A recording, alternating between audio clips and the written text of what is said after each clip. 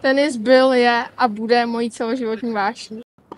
Jmenuji se Katka Halamová a tenis hraju od svých 3 let. K tenisu jsem se dostala tak, že můj taťka u nás v Letňanech provozoval tenisovou školičku pro děti, do které jsem chodila také. Už tam mě to pohltilo a zjistila jsem, že to je nedílná součást mého života a že to je to, co chci v životě dělat. Už jsem hrála ve více klubech, ale nejraději trénuji tady na Štvanici s Romanem Jebavým nebo s taťkou.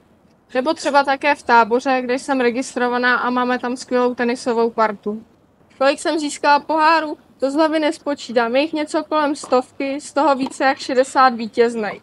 Tak Kačka hráčka, myslím si, že má jako dobrý cit pro balón, což většina holek nemá, takže to si myslím, že je velká výhoda, protože hraje takový dobrý pestrej celodvorcový tenis, takže myslím, že z toho se dá tam hodně brát a zkusit to ještě víc nepříjemňovat, snažíme se na tom pracovat a udržovat co nejvíc by to takto šlo dělat. No. To nejtěžší, ale zároveň nejhezčí na tenise je to, že když prohráváte, tak stále musíte věřit v to, že se to dá otočit a můžete vyhrát. Mým tenisovým cílem je být profesionální hráčkou a v budoucnu bych chtěla trénovat děti.